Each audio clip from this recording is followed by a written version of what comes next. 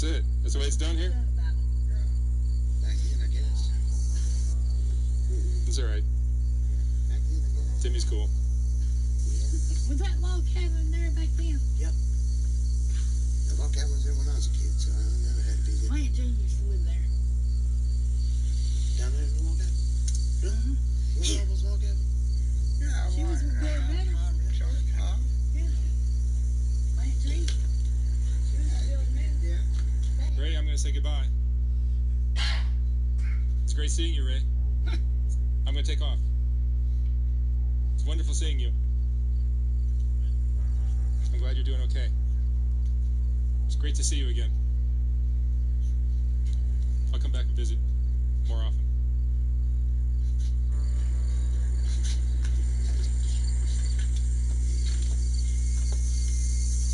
All right, you guys. I'm going to take off. Betty, wonderful seeing you. Okay, well, see you tomorrow. Yeah. Larry, I'm glad everything worked out. BJ, I'm proud of you. Thank you. You feel better. Lorraine, Timmy, see you. John, it was a really nice talk we had. Yeah. Nice to finally meet you. Yeah. All right, you guys. Until next time. Ray, you want to say goodbye? Bye. No ball. Why bye-bye, right? He's No ball. waving bye. At one hand. He's left-handed. All right, you guys. Thank you very much. You're welcome, Mark. All right. I will. I will. Yeah, I'll be back. I'll be back more often. Your baby girl calling you now. That's where I've been. Next man. All I can say is drugs will fuck shit up. It sure will. Don't do it. Yeah, I was almost like Regan. I missed that. Did you get it?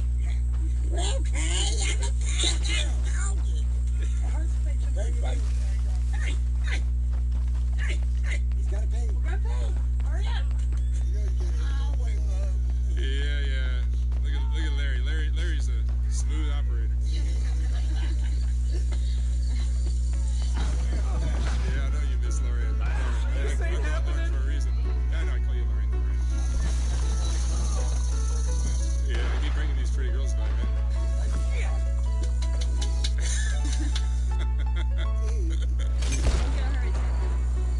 my heartbeat real quick. Yeah, that's what girls do for us. All right, you guys. Do you have any questions?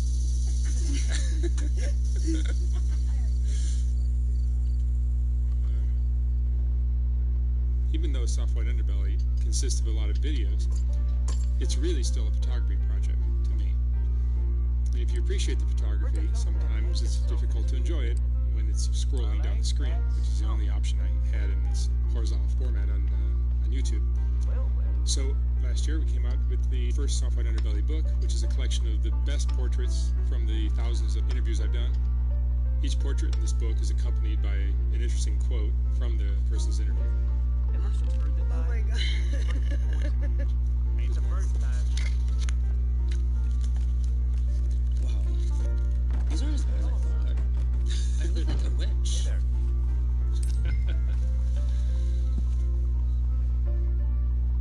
I will not be reprinting this book when it sells out, so once it's gone for good. Yep. You can order yours at softwhiteunderbelly.org. All right, then. $125, $150 for a signed copy. Well, then. Thank you for watching. No end of troubles, I'm afraid. That's too bad.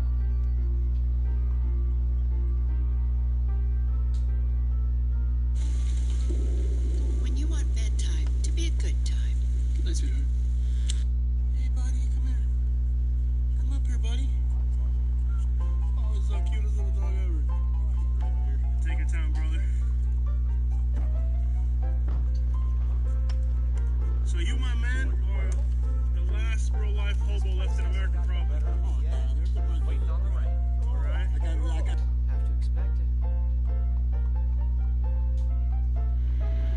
Yep. Alright, so what's your name? CG. CG, is that a nickname? Yeah. Okay. What does it stand for? I used to dance parties, and they wanted us to have Jesse. So my real name's Jesse. Jesse? So it's that just letters taken out and scrambled up, and I got CJ. Oh, okay. Yeah. And where are you from? For Miami. You were born and raised here? Yeah. And how old are you? 34. 34. I thought you were a lot younger. So let's start from the beginning. What was your childhood like? My parents, I think, separated when I was like 2 or 3. I was very, very attached to my mom. Very attached to my mom. I was sweet and well behaved, but very shy. Had a hard time making friends. Really afraid of people. My mom was bipolar, and I was very like in tune with certain things. Like for my age, I guess. Like I knew that I recall being depressed like when I was only 4 years old or 3, which I think is pretty young for a kid. Because I knew that my mom was sick, but it wasn't like sick like she had a cold, and I knew that, and that hurt me a lot. So I remember being sad, like too young of an age, and just maybe that made me like cling to my mom and like strayed from people, or maybe she grasped onto me and that made me just lean towards her and not towards other people. Yeah. Was there any event that stuck out to you that made you realize something might not be okay with her? My first memory was when I was a baby. And I know I was a baby because I remember not being able to talk. I couldn't say any words, utter any words, but I remember being tall. But obviously I was a baby, so obviously I wasn't tall. I see my mom sitting in a chair at the table, and I'm higher than her, so since it's a very long memory, like from long ago, obviously I was in a high chair. So I remember being a baby in my high chair and seeing my mom crying at the table, and me thinking to myself, I remember having clear thoughts and thinking to myself, hey lady, come here, give me a hug, I want to give you a hug. Damn it, I don't know how to say it. I need you to come here. Hello. Let me give you a hug so you're not sad, you know? And I think that was like, as a baby, that was my first major memory. Seeing my mom crying. And having thoughts like an adult, like words, but I couldn't say it. I just knew them. How old would you say you were at that time? Like 2? Maybe 2. Yeah. That's a crazy sense of awareness for a 2-year-old. Yeah. Well, I think like you start saying some words at 2, like maybe not even 2, because I couldn't even say mom. I think. I couldn't say anything. So I remember just being frustrated that I couldn't even get her attention. Maybe I was saying mom, but she was too sad to like look my way. Would you describe her as a good mother? In the sense that she loved me. Yeah. My mom had a drug problem all her life and throughout my childhood, and yeah, so my parents separated when I was 3, and the only times I ever saw my dad were a few times, and it was just him coming over to argue with my mom. So those were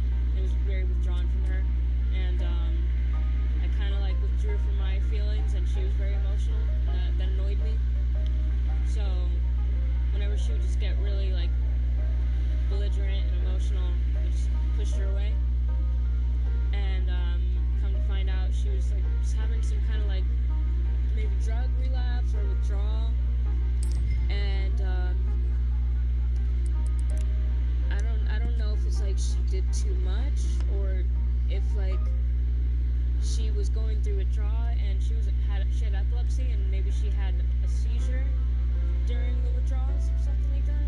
And then within the seizure, she had an aneurysm. So she survived that and suffered with it for 10 years. My stepdad taking care of her until she relapsed into another small stroke and into a coma during COVID, and then she passed a year after that. How was living with your dad when he got possession of you? It was weird at first, but it was really weird at first because I didn't know who he was and I wanted to be with my mom. But then I think like I really wanted to like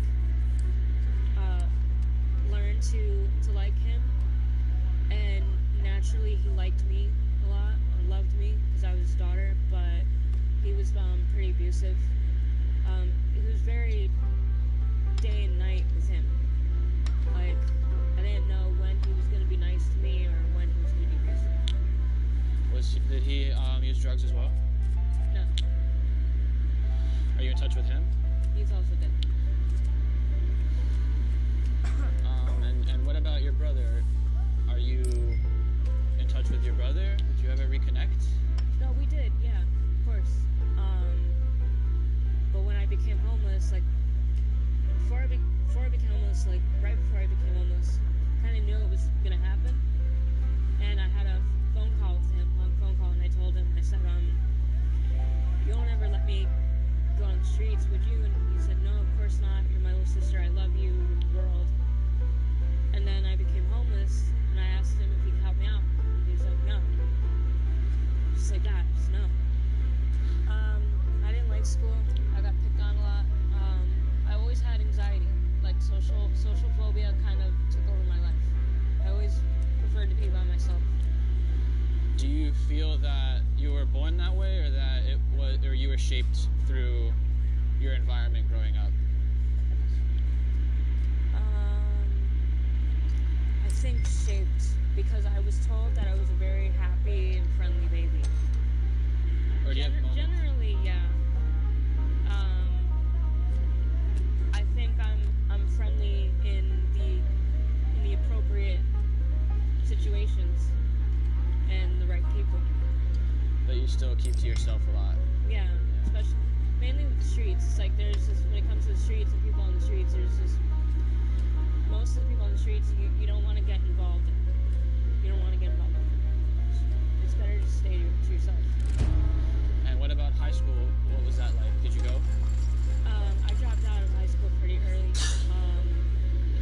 And I was friends with my brother and all his friends. So I was living with my dad, and then I got my dad to let me move with my mom and my brother.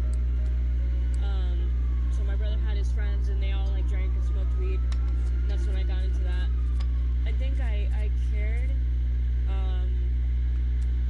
because I always worried about the future, even as a kid.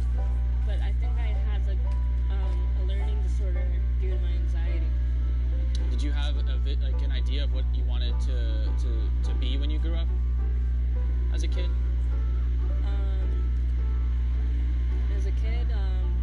As a kid, I liked animals. I always wanted to be a veterinarian. Yeah, but as a little kid, yeah. Not anymore. Like you wouldn't want to do that anymore. No. But then later on, like teenage years, and today, if I had the grades and went to school for it, I'd like to be a neuropsychologist. Wow. Yeah. That would be great. You'd probably learn a lot about yourself too doing that. When you first tried drugs and alcohol, what was that like for you? So yeah, like I said, when I was 15, I started smoking weed and drinking. And I really liked doing that. I'd say like when if I'm not like doing fentanyl, which is like my current drug of choice,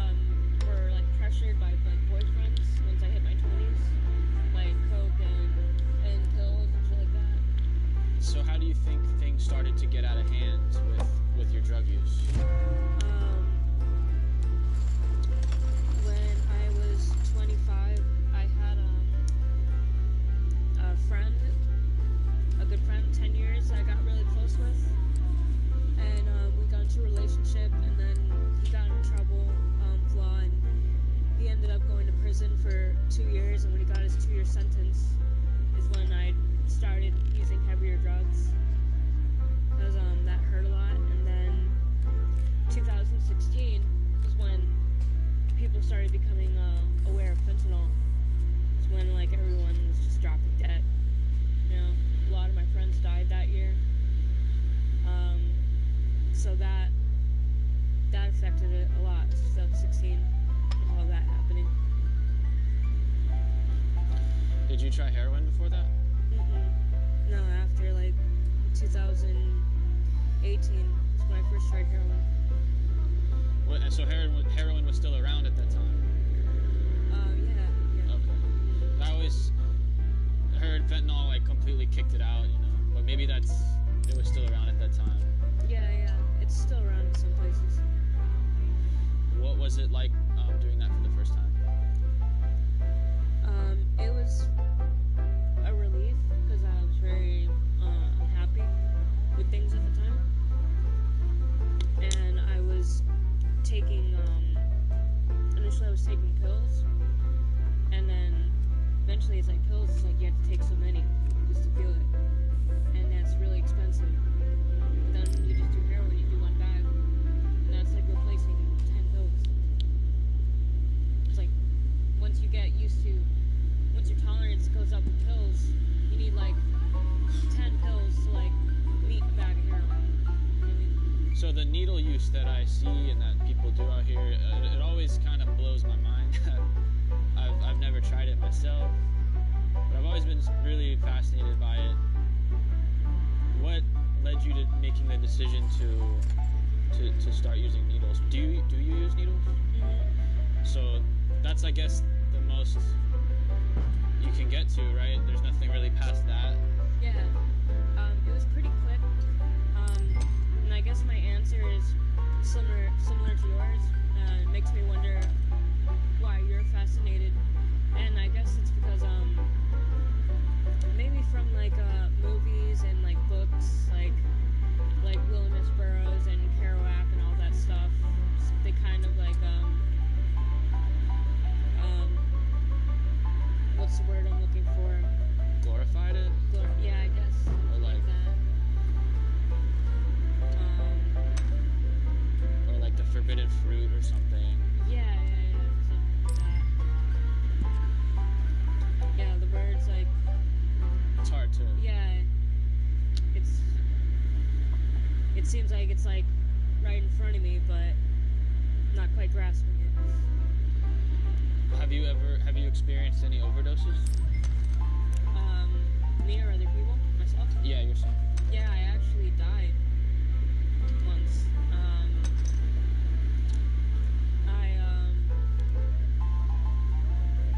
I was found, I was on Biscayne and ran into somebody and I said I was dope sick and I asked them if they'd help me out and he said, yeah, he'd come right back. And it's not really good to like leave somebody who's dope sick out in Biscayne because it's like people don't really give you money on Biscayne, and then it's kind of a walk to a dope dealer. So if you're sick there, you're kind of fucked. So he left me there, and when I get sick, when it gets bad, I can't really walk. And so somebody called the cops, police came, I was vapor acted, and I was taken to crisis and detoxed. And when I got back and I went back to like my camp spot and asked my friend to hook me up in the shop, forgot to tell him that I came out of crisis, and he slammed me with some pretty good dope. And all I remember saying is, wow, it was really good. And then I wake up just feeling like nothing, like empty, like numb, like no feelings. And I remember the first thing they said was, CG, like, you were dead, we love you.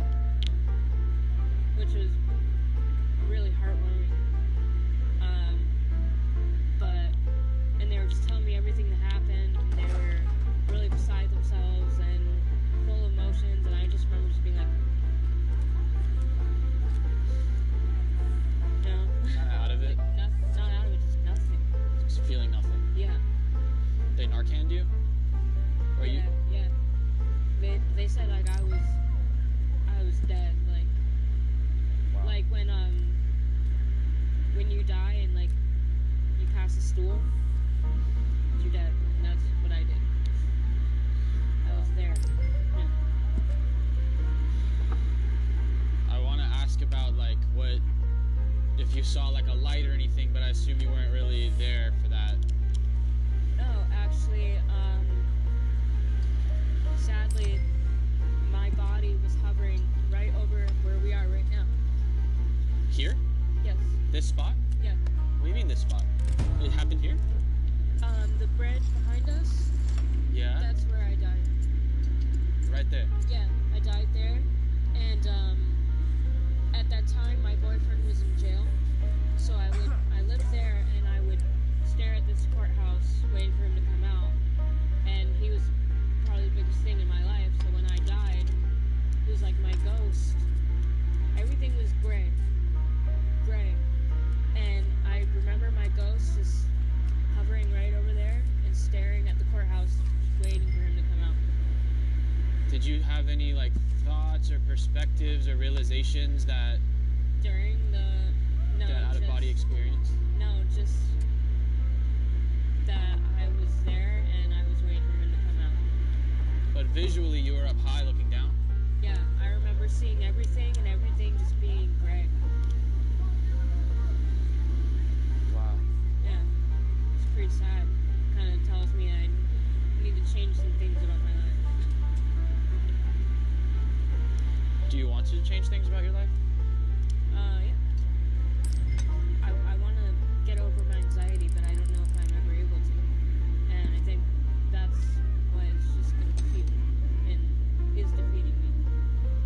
So that's the main thing holding you back from... Yeah, like, October,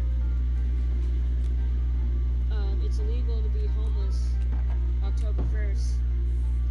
And it's like, I have the potential to, like, get it together, but, like, the social thing, being around people, it's like, I'm just so not about that, like, leaving the streets, and the thought of going back to society and becoming normal again is just the worst thing in the world to me. Are you around a lot of people now? Out here on the streets? I'm always hiding.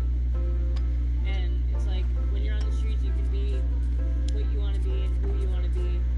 And I like to hide from people, and since I get to do whatever I want, I can do that all the time.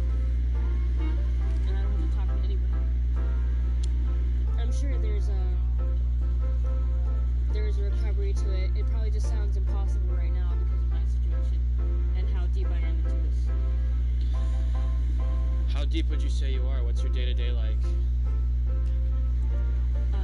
Making sure I'm not dosing. How do you do that? How do you make money? I panhandle. What have you been through living on the streets of Overtown these last 4 years? Well, a lot. I guess I'm like wondering how I want to answer that, because it also gives me a view on who I am, depending on how I answer that. Like, am I going to answer that in a negative way or a positive way? And that's really going to tell me, like, this is the kind of person I am. It's just like naturally, like, why do we just naturally answer things in a negative way and a positive way? You know what I mean? Or in a positive way. You know what I mean? You know what I'm saying? Are you talking... Do you think, like, when you ask this question, do you think people lean more towards the negatives or the positives? Like the audience? When you ask the people you're interviewing this question, Negatives. the negatives? Yeah. You can talk about positives. So would you like to know a negative experience or a positive experience? I like to hear both. Okay.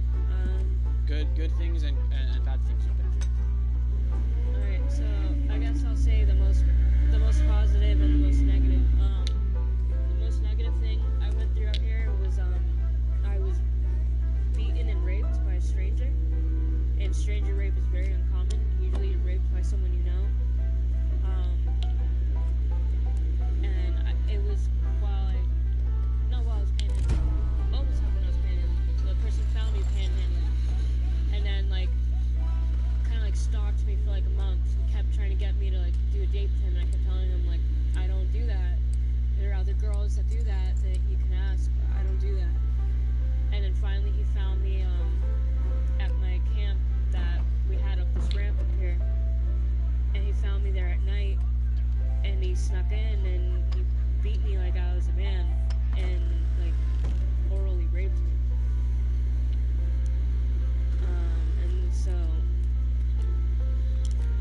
situations like that, like to this, like, now, like, This ain't good. and I don't say it like as like it's a phase, like it's a choice after what the decisions I made because of my experiences. I'm celibate now. That the things I've seen people, what they're capable of being when it comes to like bad decisions. I think it's like I feel like I'm degrading myself more when I give my body to somebody than the drugs. Yeah, there's a soul exchange, Yeah.